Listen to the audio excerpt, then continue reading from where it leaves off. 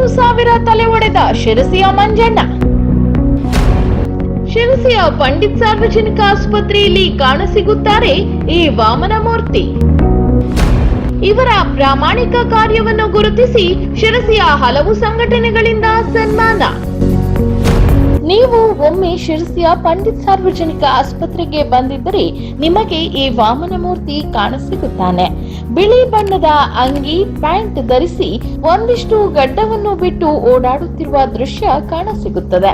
ಎಲ್ಲರಿಗೂ ಕೈ ಮಾಡುತ್ತಾ ಪ್ರೀತಿಯಿಂದ ಮಾತನಾಡಿಸುತ್ತಾ ಕಷ್ಟ ಸುಖ ವಿಚಾರಿಸುತ್ತಾ ಓಡಾಡುತ್ತಾ ಇರುವ ವ್ಯಕ್ತಿಯ ಹೆಸರು ಮಂಜುನಾಥ್ ಶಿರಾಲಿ.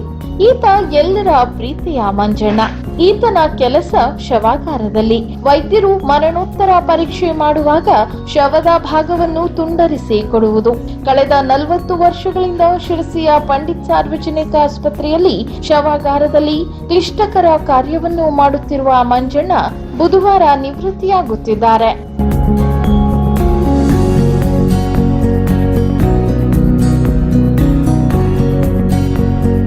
ಕಳೆದ 1983ರಲ್ಲಿ ಶಿರಸಿಯ ಸರ್ಕಾರಿ ಆಸ್ಪತ್ರೆಯಲ್ಲಿ ಸೇವೆ ಪ್ರಾರಂಭಿಸಿದ ಇವರು 40 ವರ್ಷಗಳಲ್ಲಿ 8,000ಕ್ಕೂ ಹೆಚ್ಚು ಶವಗಳ ತಲೆಯನ್ನು ಒಡೆದು ವಿಧಿವಿಜ್ಞಾನ ಕೇಂದ್ರಕ್ಕೆ ಶವದಲ್ಲಿರುವ ವಿವಿಧ ಭಾಗಗಳನ್ನು ತೆಗೆದು ಕಳುಹಿಸುವ ಕಾರ್ಯವನ್ನು ಮಾಡುತ್ತಿದ್ದಾರೆ. ಯಾರೇ ಎಷ್ಟೇ ಹೊತ್ತಿಗೂ ಬಂದರೂ ಪ್ರಾಮಾಣಿಕವಾಗಿ ಮರಣೋತ್ತರ ಕಾರ್ಯವನ್ನು ಮಾಡಿಕೊಡುತ್ತಾರೆ. ಹಾಗಾಗಿ ಮಂಜಣ್ಣ ಜನರ ಅಚ್ಚುಮೆಚ್ಚು.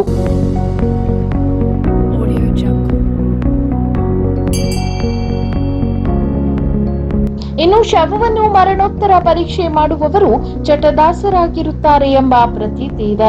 ಆದರೆ ಮಂಜಣ್ಣ ಯಾವುದೇ ಚಟವನ್ನು ರೂಢಿಸಿಕೊಳ್ಳದೆ ತನ್ನ ಕೆಲಸವನ್ನು ದೇವರ ಕೆಲಸ ಎಂದು ಮಾಡುತ್ತಿದ್ದಾರೆ. ಇವರ ಪ್ರಾಮಾಣಿಕ ಕಾರ್ಯವನ್ನು ಗಮನಿಸಿ ಶಿರಸಿಯ ಹಲವು ಸಂಘಟನೆಗಳು ಇವರನ್ನು ಸನ್ಮಾನಿಸಿದೆ. ಇದೇ ಅಲ್ಲವೇ ಸರ್ಕಾರಿ ನೌಕರನಿಗೆ ಸಲ್ಲುವ ಗೌರವ. ಮಂಜಣ್ಣನ ನಿವೃತ್ತಿ ಜೀವನ ಸುಖಕರವಾಗಿರಲಿ ಎಂದು Bhoomika news first YouTube channel ಸಹ ಹಾರೈಸುತ್ತದೆ. ಇನ್ನು ನನ್ನ ಸೇವೆ ನನಗೆ ತೃಪ್ತಿ ತಂದಿದೆ. ನಾನು ಮಾಡುವ ಕೆಲಸ ಅತಿ ಕೆಳಮಟ್ಟದ್ದಾಗಿರಬಹುದು. ಅದನ್ನು ಪ್ರೀತಿಯಿಂದ ಮಾಡಿದಾಗ ಅದು ಬಹುದೊಡ್ಡ ಮಟ್ಟಕ್ಕೆ ಕರೆದೊಯ್ಯುತ್ತದೆ. ನನಗೆ ಅನ್ನ ನೀಡಿದ ಇಲಾಖೆಗೆ ಚಿರಋಣಿ ಎನ್ನುತ್ತಾರೆ ಮಂಜುನಾಥ್ ಶಿರಾಲಿ.